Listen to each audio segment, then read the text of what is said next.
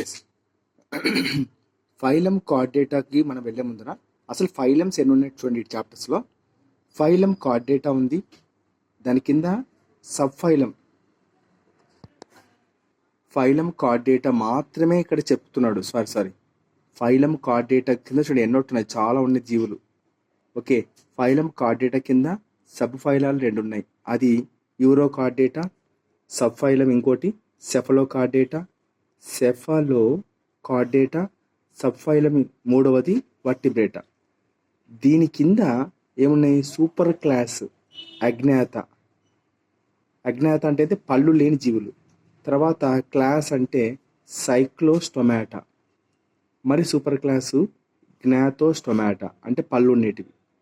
తర్వాత పిసిస్ అంటే చేపలు. క్లాస్ కాండ్రిక్టిస్ చూడండి ప్రొనౌన్సియేషన్ ఇది కాండ్రిక్టిస్ అంటారు, కాండ్రిక్టిస్. క్లాసు ఆస్టిఎక్టిస్. నెక్స్ట్ టెట్రాపోడా కింద 4.6 టెట్రాపోడా కింద ఏముంటాయి? Class amphibians, reptiles, class amphibian, class reptilia, class aves, class mammalia. Amphibian, reptilia, aves, mammalia. చూడండి ఓన్లీ ఒక్క ఫైలం గురించి మనం ఈ చాప్టర్ తెలుసుకుంటాం, ఫైలం కార్డేటా గురించి. Phylum chordata are of one of the major familiar group of animals. Chordata are one of the most familiar group of animals to mankind. Phylum Chordata ఏముంటాయి? includes all those animals that possess the notochord.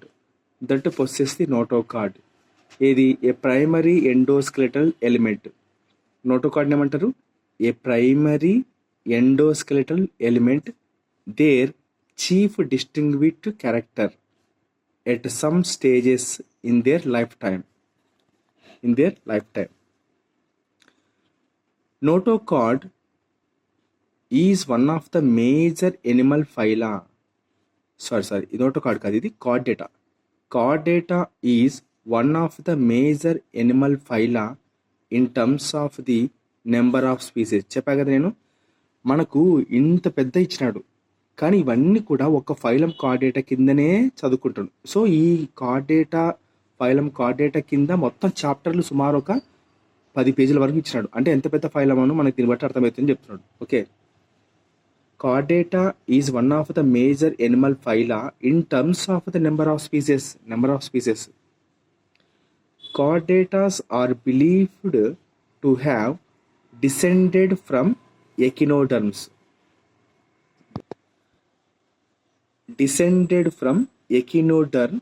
larva-like ancestors during the Precambrian period. Very very important. Precambrian period వీడేమంటే Precambrian పీరియడ్లో echinoderms జీవులు ఉన్నాయి. ఎకినోడర్మ్స్ జీవులు పుట్టినప్పుడు వీటి యొక్క larvas ఉన్నాయి కదా, ఆ లార్వాస్ ఎలా ఉన్నాయంటే కార్డేటాస్ యొక్క లార్వా మాది కనబడుతున్నాయి. అంటే దాని అర్థమైంది, ఈ కాలం లోపల ప్రీ క్యాంబ్రియన్ కాలం లోపల ఎకినోడర్మ్స్ ఫస్ట్ పుట్టినాయి, దాని నుంచి వచ్చిన జీవులే కార్డేటాస్ అని అందరూ నమ్ముతుంటారు అని చెప్తున్నాడు. అంటే దాని అర్థమైంది, ఇవి తల్లిదండ్రులు, ఇవి పిల్లలు అని మనం అర్థం చేసుకోవాలి. రైట్. కార్డేటా ఇంక్లూడ్ ప్రోటోకార్డేట్స్, తర్వాత వర్టిబ్రేట్స్. కార్డేట్లు ఏముంటాయి? ప్రోటోకార్డేటర్స్ ఉంటాయి, వర్టిబ్రేట్స్ ఉంటాయి. ఈ ప్రోటోకార్డేట్స్కి ఎగ్జాంపుల్ ఏంది? Tunicates, lancelets. ప్రోటోకార్డేటర్స్కు ఎగ్జాంపుల్స్ టూనికేట్స్, లాన్సిలేట్స్. తర్వాత వర్టిబ్రేట్స్కి ఎగ్జాంపుల్ ఏంది? Cyclostomes, fishes, amphibians, reptiles, aves and mammalia. Cyclostomes, fishes, amphibians, reptiles, aves and mammalia. Most of them are aquatic. గుర్తుపెట్టుకోండి, ఈ కార్డేటాలో ఉండేటివన్నీ జీవులు కూడా నీళ్ళనే బతుకుతాయి ఎక్కువ. Most of them are aquatic, some are amphibious and terrestrial animals. Though they exhibit chordata exhibit variations in the size and shape of their body, they display similarity in the basic body plain. అంటే రకరకాలుగా ఉన్నప్పటికీ కూడా అవి చిన్నప్పుడు ఎలా ఉంటావో అన్ని జీవుల చిన్నతనంలో ఎంబ్రియో దశలో వేరియేషన్స్ చిన్న చిన్న సైజు ఉన్నప్పటికీ కూడా వాటి యొక్క ఏదో దశలో అన్ని ఒకటే కలర్లో చూపిస్తాయని చెప్తున్నాడు. They display similarity in there basic plain body plain. The first and second largest living animals namely blue while. Okay, సముద్రపు తిమింగలం ఉంటుంది కదా, బ్లూ వైల్ అంటారు. అది ఫస్ట్ మొట్టమొదటి మరియు రెండవ largest of the living Animal. బ్రతికి ఉన్న జంతువులలో అతిపెద్ద రెండవ లివింగ్ ఎనిమల్ ఏది అంటే బ్లూ వైల్, తిమింగలం. దీని సైంటిఫిక్ నేమ్ ఏదంటే బెలనోప్టిరా మస్కులోసిస్. చూడండి, బ్లూ వేల్ యొక్క కామన్ నేమ్ ఇది. దీని యొక్క సైంటిఫిక్ నేమ్ ఏంటంటే బెలనోప్టిరా మస్కులేసిస్. చూడండి, సైంటిఫిక్ నేమ్స్ ఎప్పుడైనా స్లోగా చదివినప్పుడు మన బ్రెయిన్లో చాలా ఎక్కువసేపు గుర్తుంటాయి. ఫాస్ట్గా చదివేసినాం అనుకో అయిపోతుంది, బట్ మళ్ళీ చూడాలనిపిస్తామట. సో అందుకే చదివేటప్పుడు చాలా స్లో చదివితే మనకి ఎక్కువ మెమరీ ఉంటుంది. బెలనోప్టిరా మస్కులాసిస్. ఇది సముద్రపు మ్యామెల్ అంటారు. దీన్ని ఏమంటారు? సముద్రపు mammal. And whale shark. Okay, whale shark. దీని యొక్క సైంటిఫిక్ నేమ్ ఏంది? రెహినోడాన్ టిప్టస్. వెయిల్ షార్క్ ఏంది? Rhincodon typus are members of the phylum chordata. The first and the second largest of all the living animals, namely blue whale, Balanoptera musculacis, a marine mammal, and whale shark, Rhinodon tippus are the member of the phylum Chordata. చూడండి, ఇక్కడ లక్షణాలు ఇచ్చినాడు. The 4 principal chordata characteristics. Chordata యొక్క లక్షణాలు ఎన్నున్నాయి? మొత్తం 4 ఉన్నాయి. అవి ముఖ్యమైన లక్షణాలు. ఓకే, ముఖ్యమైన సూత్రాలు అంటే ముఖ్యమైన ఒక జీవిని చూసి ఇది కార్డేటనా నాన్ కార్డేటనా అని మనం ఎలా గుర్తుపట్టాలంటే ఈ 4 ఉండాలంట. Okay, the 4 principal chordata characters. ఒకటి నోటోకార్డ్ అని ఉండాల, అంటే వెన్నెముక. చూద్దాం ఇదేంది. It is a flexible rod like structure situated along the mid-dorsal line between the gut అంటే ఏంది? Elementary canal, digest system and the nerve card.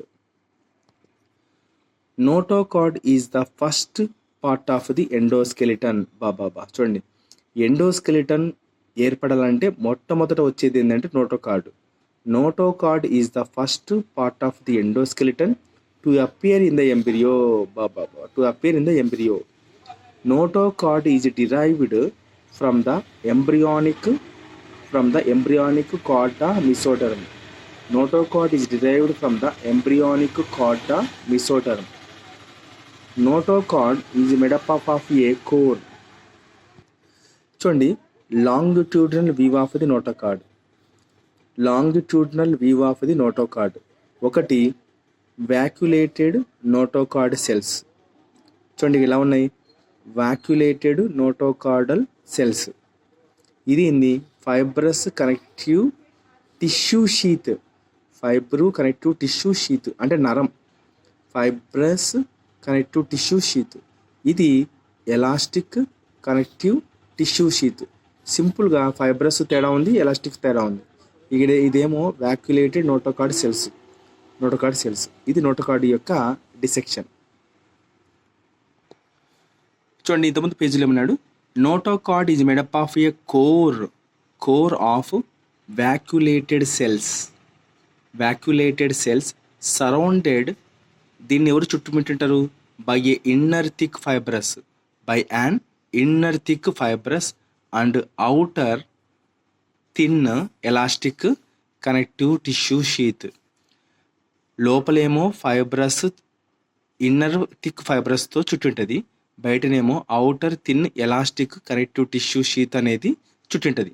ఈ రెండు పోయి మనకు వ్యాక్యులేటెడ్ సెల్స్ని చుడతాయి. మనం చూసినాం ఒక డిసెక్షన్లో, right.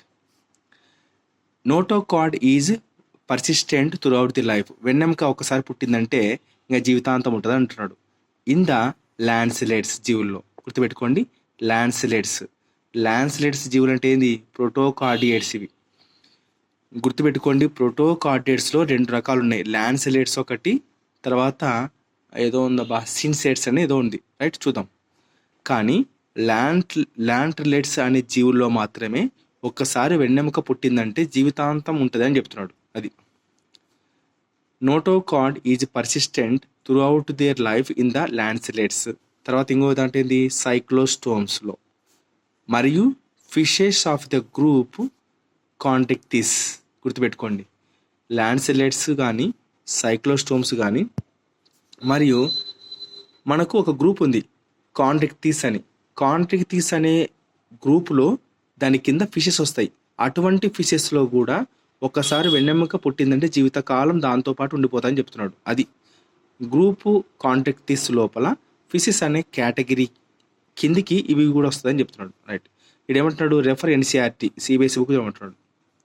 Notochord is present in the tail of the tadpole larva.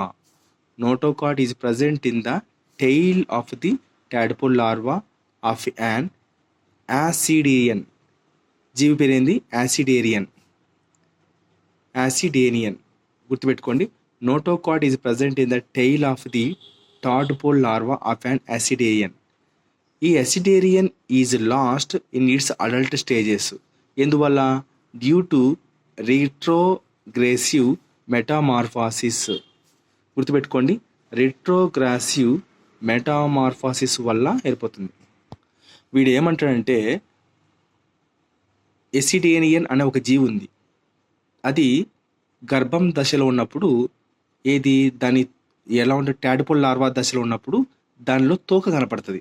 ఆ తోక అనేది పెద్దగిన తర్వాత మాయమైపోతుంది అని చెప్తున్నాడు. ఎందువల్ల అంటే డ్యూ టు రిట్రోగ్రెసివ్ మెటామార్ఫాసిస్ వల్ల. Okay, right.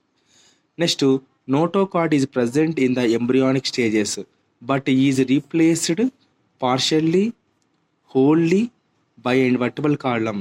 కొన్ని జీవుల్లో నోటోకార్డ్ అనేది ఎంబ్రియానిక్ స్టేజ్లో కనపడినప్పటికీ అది తర్వాత కాలంలో దశలలో పార్షియల్గా అంటే సగం నోటోకార్డ్ ఉండి సగము వర్టిబుల్ కాలం ఉండి, లేదా మొత్తం నోటోకార్డ్ తీసేసి దాని బదులు వెన్నెముక అనేది ఏర్పడవచ్చు.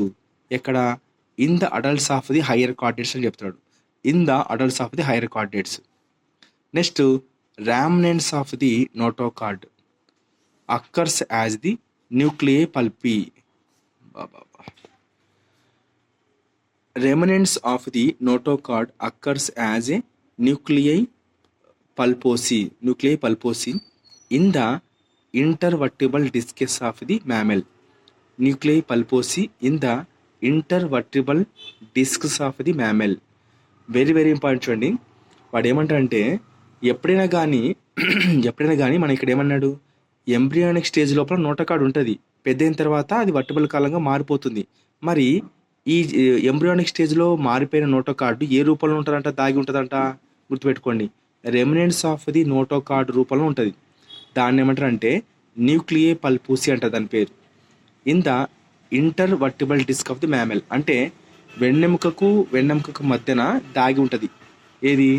ఇది న్యూక్లియై ప్యాపిల్లే. ఆ విధంగా ఉండిపోతుంది. వెరీ వెరీ ఇది డిఎస్సి పాయింట్ చూడండి, డిఎస్సి బిట్. ఇది మ్యామెల్స్ యొక్క వెన్నెముకల మధ్యలో ఈ నోటోకార్డ్ యొక్క భాగాలు శిథిలాలు అనేది న్యూక్లియై పాపై రూపంలో ఉండిపోయి జీవితాంతం అలా ఉండిపోతాయంట, న్యూక్లియై పల్పోసి రూపంలో.